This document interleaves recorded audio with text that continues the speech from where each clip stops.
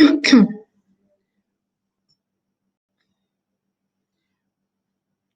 selamat pagi semuanya. Assalamualaikum warahmatullahi wabarakatuh. Gimana keadaannya? Sehat-sehat ya? Alhamdulillah, Bu. Ini suara apa ya? Mana kok nggak kelihatan? Nggak bisa, Bu. Nggak bisa? Nggak bisa, Bu.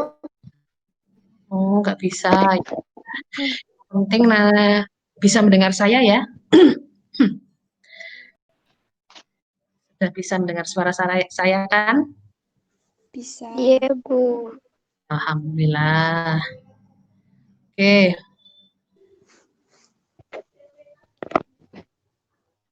Sudah ada berapa orang ini?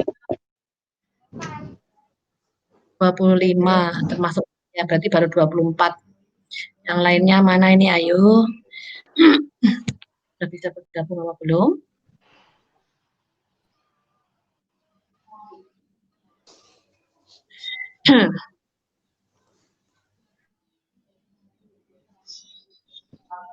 Oke, langsung kita mulai aja ya, karena nanti saya jam 11 juga ada kegiatan. Langsung aja. Selamat pagi. Salam sejahtera bagi kita semua. Oke, pertemuan hari ini kita akan membahas mengenai review materi dan penjelasan mengenai ujian akhir semester. Nah, seperti yang sudah Anda lihat di Sunan, saya sudah upload soal untuk ujian akhir semester ya di mata kuliah Sistem Informasi Akuntansi. Ini saya share saja. Apakah sudah kelihatan? Share screen-nya.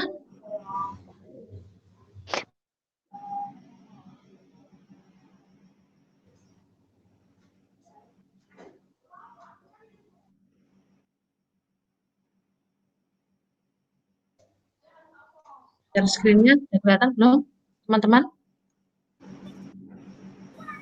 Belum, Bu. Belum. Oke, ini sudah nih harusnya. Sudah?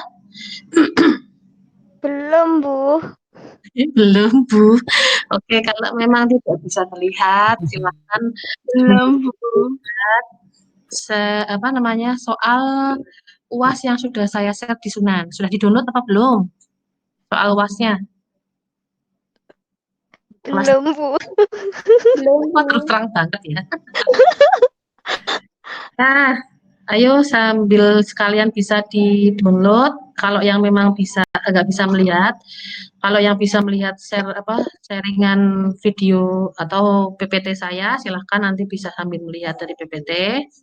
Ya, pada intinya adalah untuk ujian akhir semester mata kuliah Sistem Informasi Akuntansi ini, ya, Anda mahasiswa diminta untuk membuat DFD atau flowchart. Silahkan nanti Anda pilih salah satu. Ya. Jadi untuk mekanismenya nanti silahkan Anda buat PPT. Ya, di PPT itu nanti bisa Anda videokan. Kan bisa di-convert ya, yang nanti dikasih isi suara dan sebagainya. Nah, nanti video ini akan Anda upload di YouTube. YouTube-nya boleh YouTube masing-masing, boleh YouTube perwakilan, mungkin nanti satu kelas kalau mau bikin akun YouTube satu untuk bersama-sama diupload jadi satu di situ silahkan. Tapi kalau kalian merasa repot, oh saya sudah punya akun YouTube kok Bu, mau saya upload di akun YouTube saya sendiri silahkan.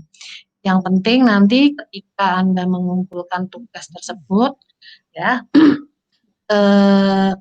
screenshot YouTube sudah ada, link YouTube-nya juga sudah ada dan bisa diakses.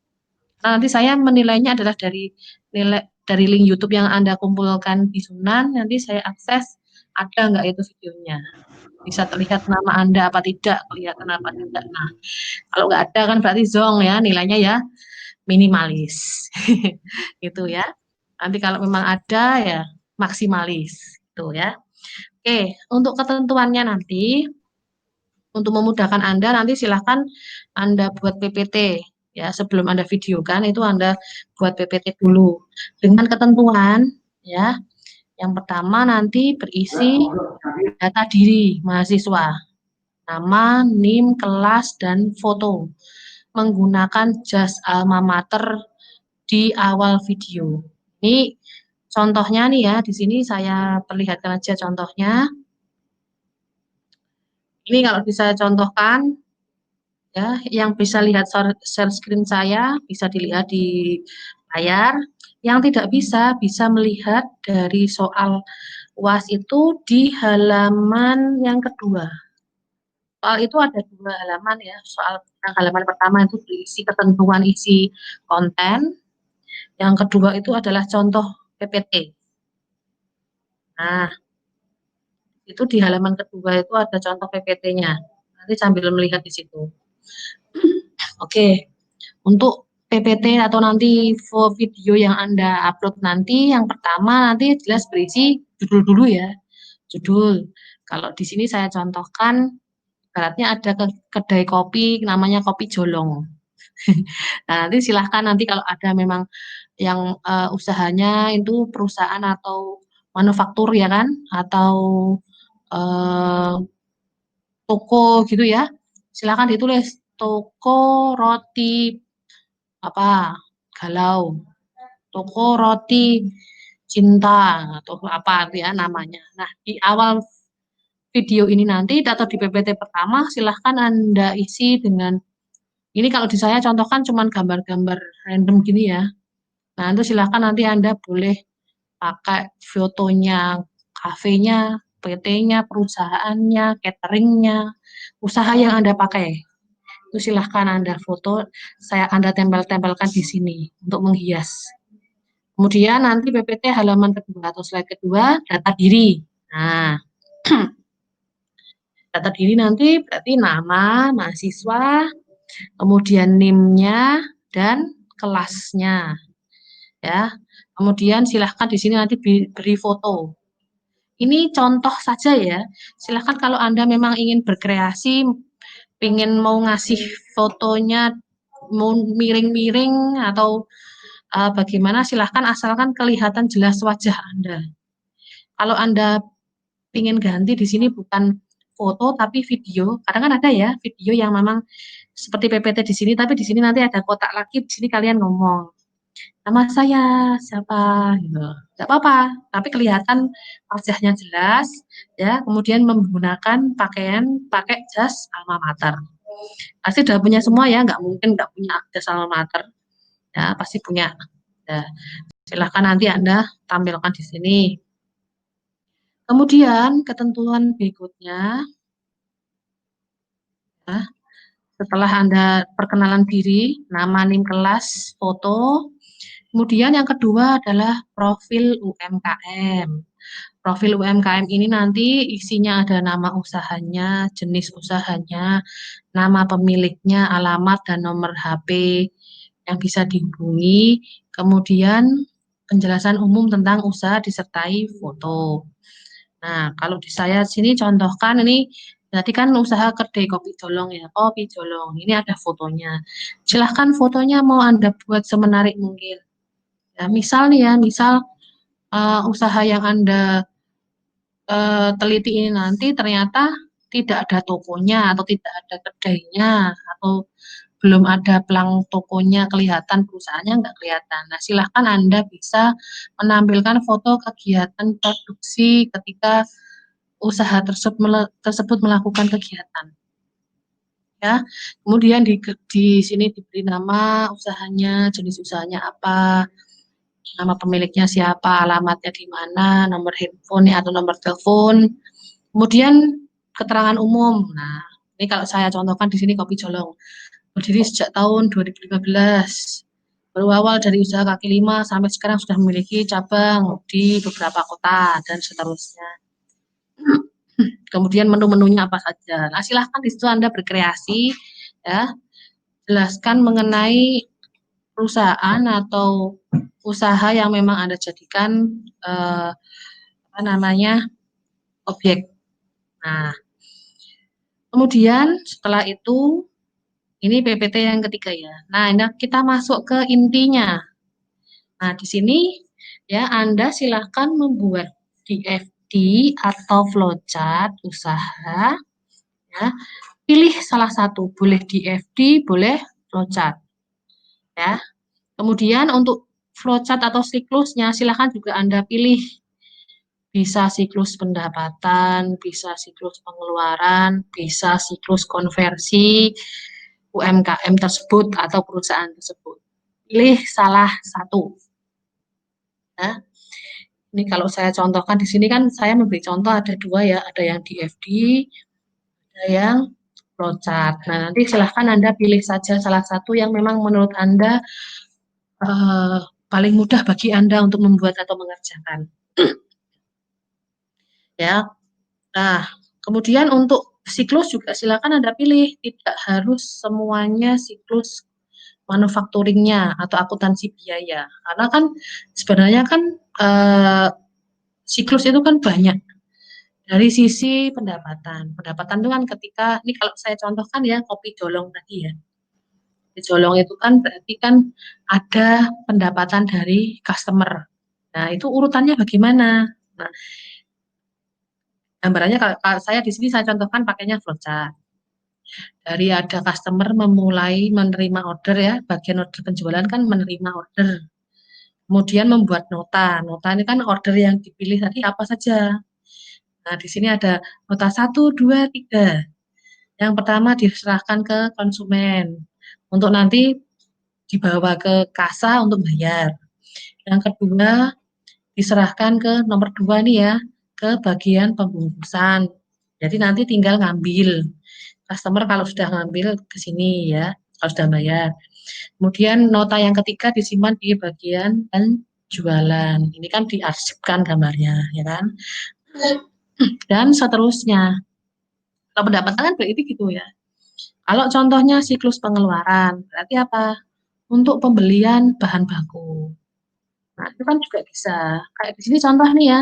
Ini sistem informasi produksi. Berarti kan untuk kegiatan produksi. Nah, di sini owner butuh data apa saja. Nah, di sini ada pengajuan pembelian bahan baku, laporan pembelian bahan baku. Nah, ini kan data-data yang dibutuhkan oleh owner, yang kemudian nanti owner kan melakukan kegiatan pembelian. Data pembelian bahan baku, data produksi kopi.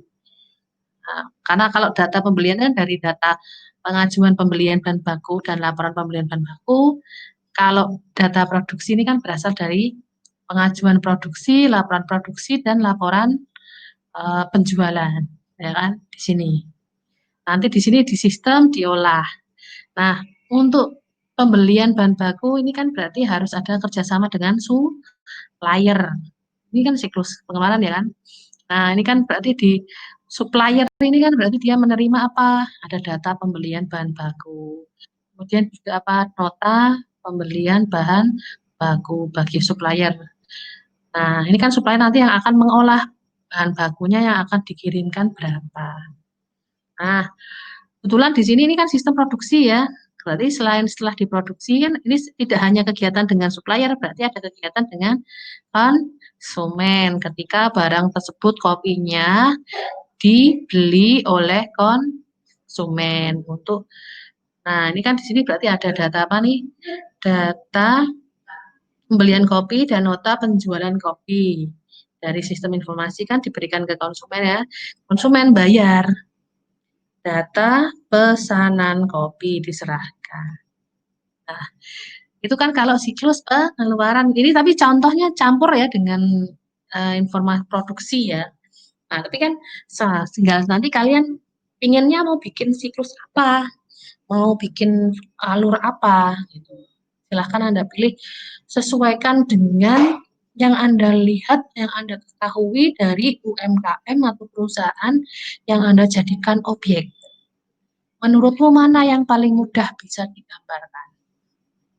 Nah, ya jadi silahkan nanti Anda pilih, boleh DFD, boleh flowchart.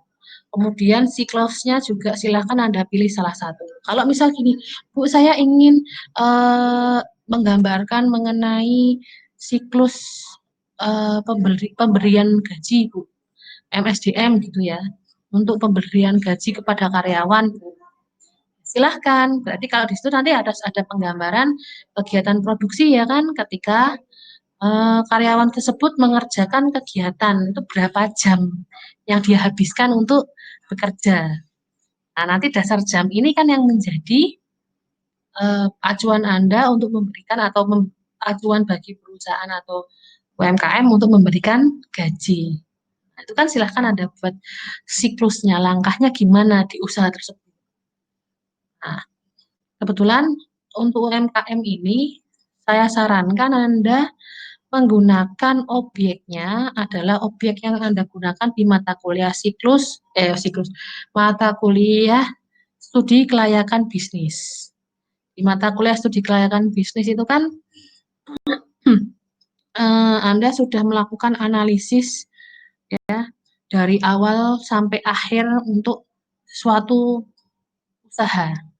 Ya, kebetulan sudah saya diskusikan juga dengan Bu Nani dan Bu Alfiani bahwa kalian sudah punya satu UMKM yang kalian jadikan sebagai objek untuk penelitian di studi kelayakan bisnis. Ya sudah, sekalian aja nanti UMKM atau perusahaan yang Anda gunakan untuk tugas UAS ini pakai yang sama. Karena kan otomatis Anda sudah tahu semua kegiatannya kan, karena selama di mata kuliah studi kelayakan bisnis sudah Anda gali informasinya kan selama ini. Nah, cuma di sini tinggal Anda gambarkan saja bagaimana siklus kegiatan akuntansi yang terjadi. Ada enggak? Nah, kalau memang tadi sudah ada, nanti berlanjutnya ke PPT selanjutnya, yaitu kesimpulan. Di sini silahkan Anda bercerita tentang kesimpulan yang memang Anda temukan tentang siklus akuntansi di usaha yang Anda teliti, baik UMKM maupun perusahaan. Jadi misal kalau memang ternyata perusahaan tersebut atau UMKM tersebut memang belum ada pembukuannya, ya, belum ada pencatatan secara akuntansinya. Nah, silahkan di sini Anda bisa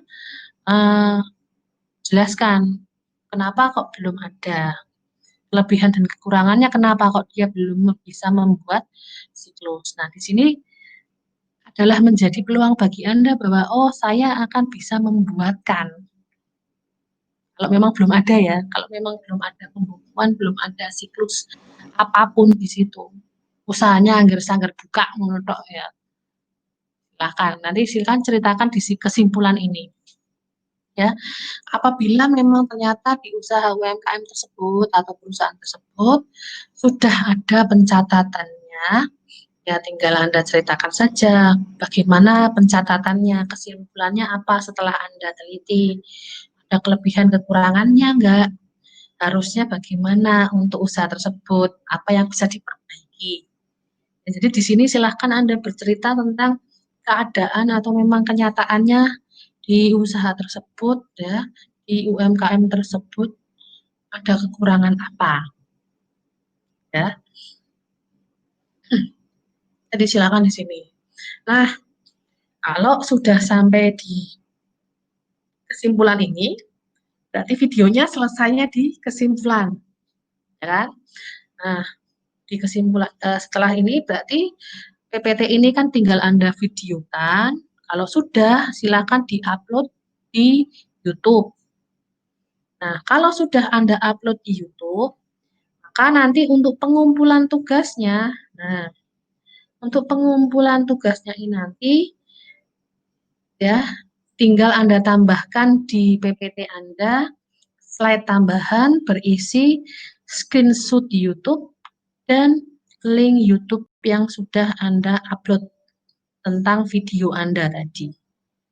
Sehingga nanti untuk penilaian saya nanti saya akan cocokkan dengan link YouTube yang memang sudah Anda share di PPT tersebut.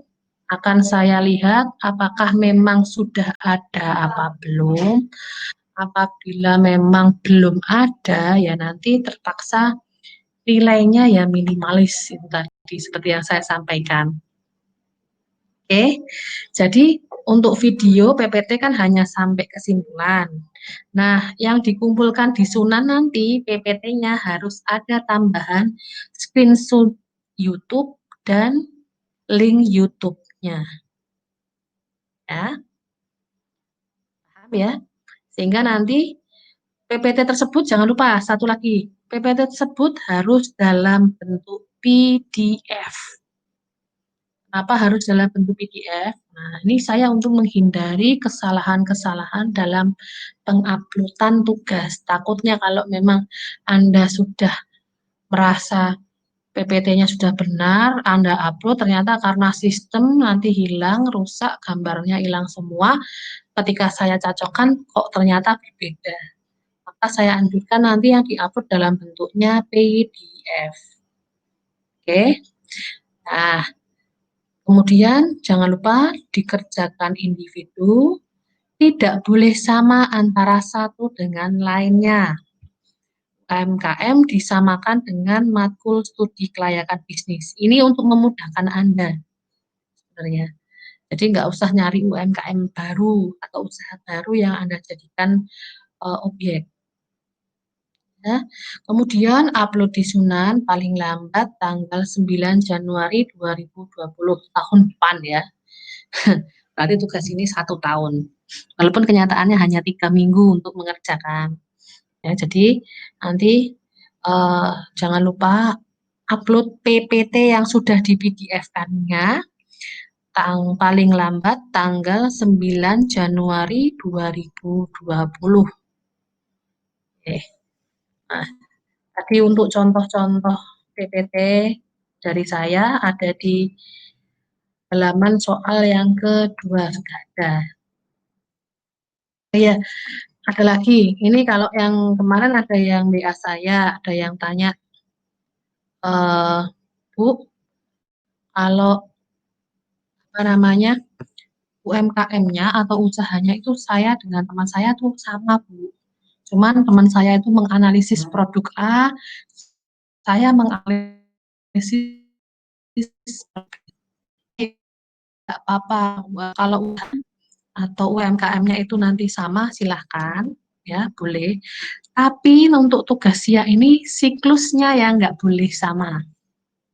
Jadi kalau yang satu nanti mengerjakan siklus pendapatan, yang satunya nanti yang lain siklus pengeluaran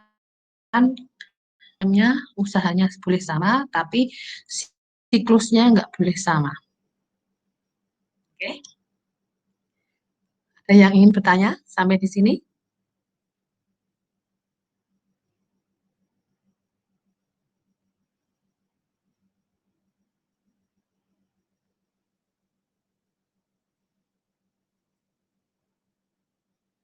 Ya, ada yang ingin bertanya atau tidak?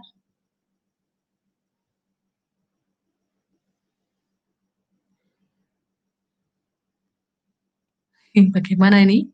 Ada tanggapan atau tidak?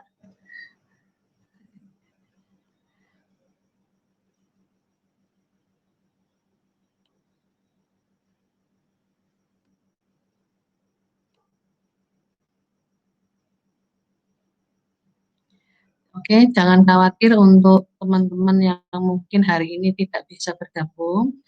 Kebetulan untuk pertemuan hari ini saya rekam, jadi nanti juga saya share di YouTube dan saya share juga di Sunan.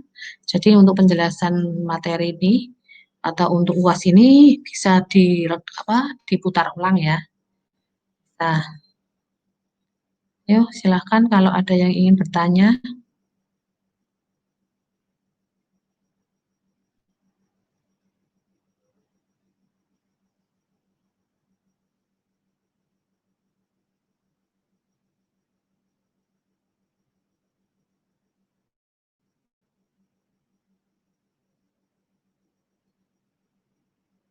Halo, ada yang ingin bertanya? Nggak ada, Bu. Udah jelas. jelas. Ini Ida ya? Iya. Iya. Oke, udah jelas. Yang lain, apakah sudah jelas?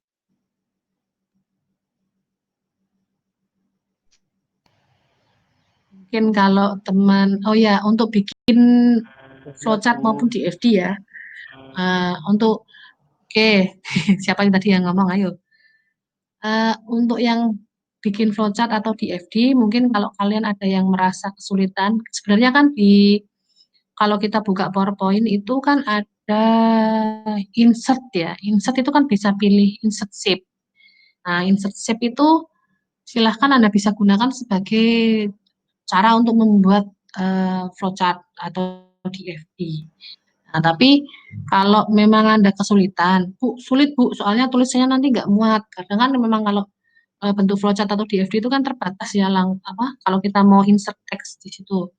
Nah, kalau kalian ingin buat dengan digambar tulis tangan sih silahkan, saya perbolehkan. Asalkan nanti gambarnya ya dan tulisan tangan yang Anda buat itu difoto dengan jelas. Kemudian fotonya yang Anda upload di PPT, pasangkan di PPT ya. Nah, itu silahkan, boleh, nggak harus pakai insert shape yang ada di situ.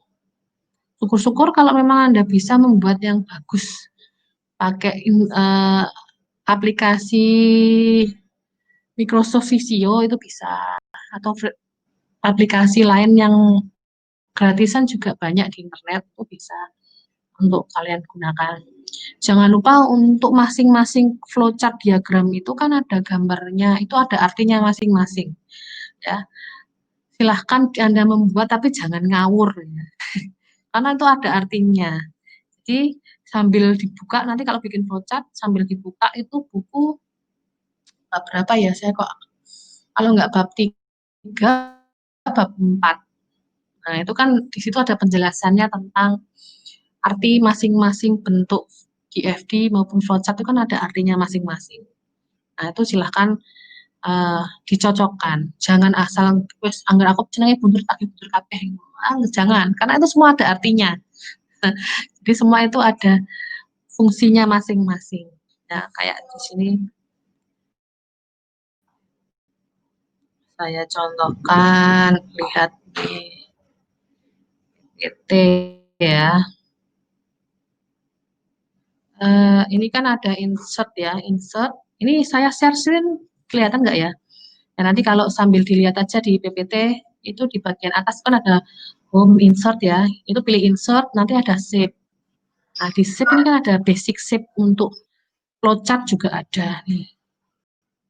Nah, itu silahkan Anda bisa menggunakan ini untuk bikin DFD maupun flowchart pilihannya. Tapi ya hati-hati ya, masing-masing gambar ini untuk ini ada artinya sendiri-sendiri.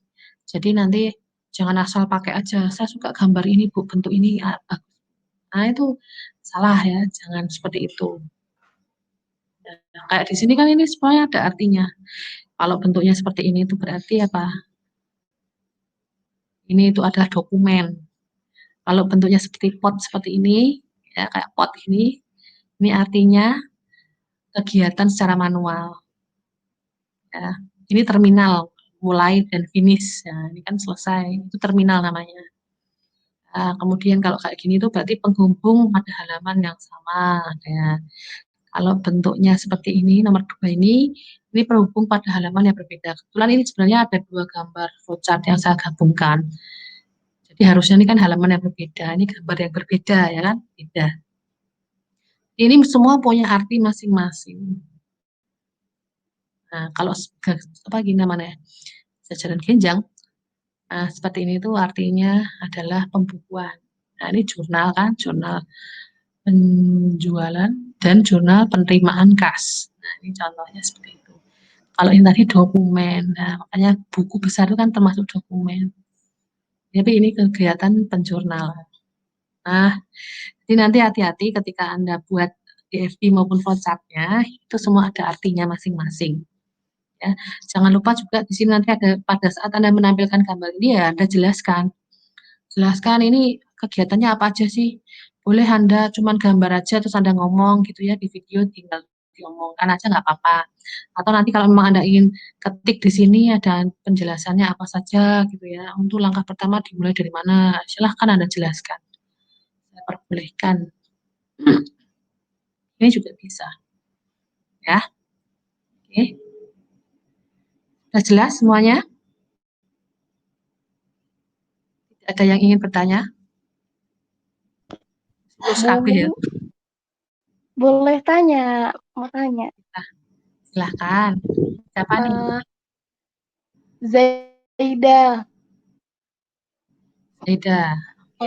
Nah, itu kan nanti kan setelah kita buat PowerPoint itu kan diupload di YouTube. Kita nih mempresentasikan kayak hanya suara saja atau harus ada wajahnya?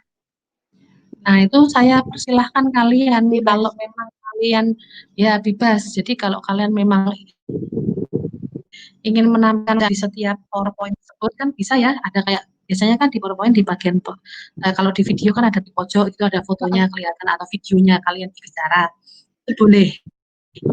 Kalau memang ada yang memang malu ya, nggak apa-apa, nggak harus memperlihatkan wajah, nggak masalah. Asalkan jangan lupa, tetap harus ada foto ya. Iya. Ketika Anda memperkenalkan diri Anda di bagian awal, itu tetap harus kelihatan fotonya. Ya. Iya. Nah, itu tetap harus ada fotonya. Iya. Makasih, Bu. Ya, sama-sama. Yang lain? Sudah jelas semua? Mungkin kalau memang malu bertanya di sini, nanti boleh ya bertanya by WA, tapi di grup saja ya. Jangan WA Japri satu-satu, nanti saya capek balesinnya. Jadi kalau memang ada yang bertanya, silakan di-share di grup ya, biar nanti semua juga langsung tahu, paham. Apalagi nanti mungkin hari ini kan ada yang mungkin tidak bisa mengakses Jitsi ya, karena mungkin alasan karena sinyal dan sebagainya, ya nggak apa-apa. Nanti kalau memang ada pertanyaan silakan di-share di grup. Nah, kalau memang teman-teman yang lain bisa bantu menjelaskan, saya persilahkan untuk bantu menjawab, tidak harus semuanya dari saya. Kalau memang pertanyaannya masih di sekitaran mengenai UAS gitu ya, nah itu silahkan. Tapi kalau memang kalian ingin bertanya masalah pribadi, menawa iki mau ono sing curhat sakit hati atau gimana gitu ya, ya itu Japri. Itu ya. Oke. Lagi yang ingin bertanya?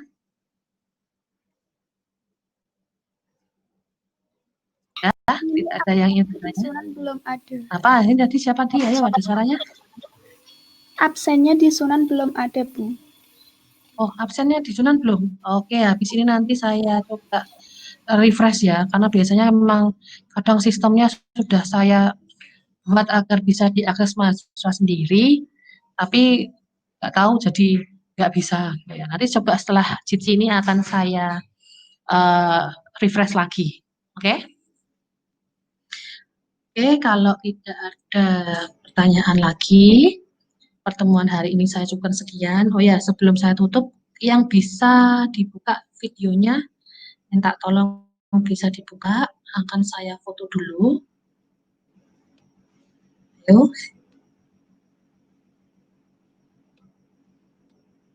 Silakan yang bisa dibuka videonya.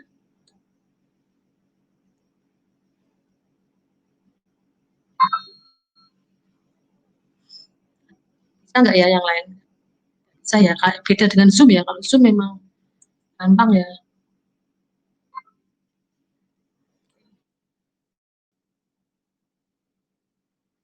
Nah, nggak apa-apa kalau memang belum bisa.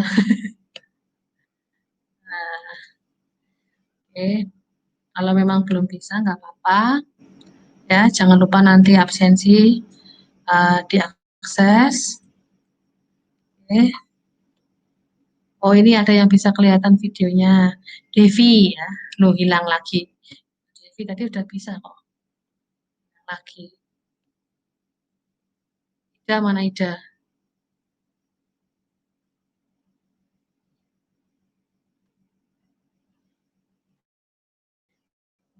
Oke, di saya kelihatannya ya Mbak Devi ya, nggak apa-apa, nanti saya screenshot aja ya. Oke, oke. Yuk yang lain, lo hilang lagi Mbak Yuni. Hilang timbul ya sinyalnya. Yang lain masih ada? Sudah bisa belum ya?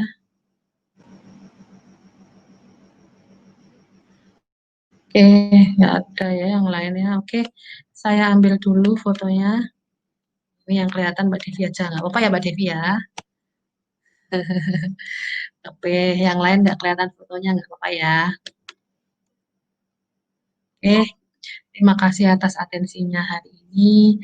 Oh ya, sebelum saya akhiri, saya ingin mengucapkan terima kasih atas kerjasamanya selama 1 semester ini.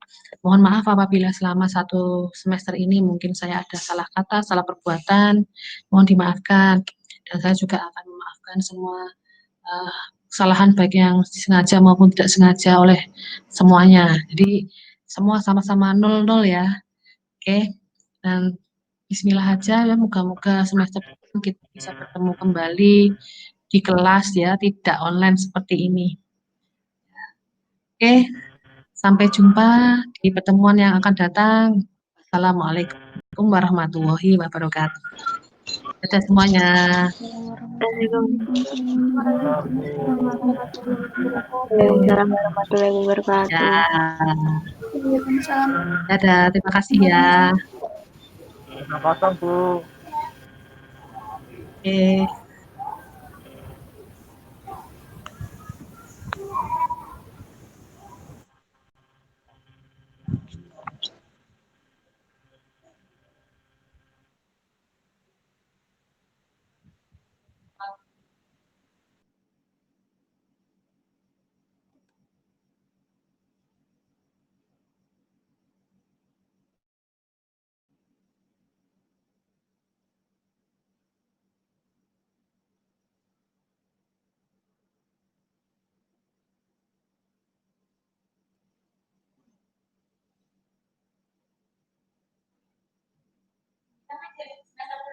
Selesai. Semester 3. Hmm. Provinsi rumah masuk, tapi di seri kuliah. Itu masuk. Bersekolah ya di seri kayak masalah. Kalau di mana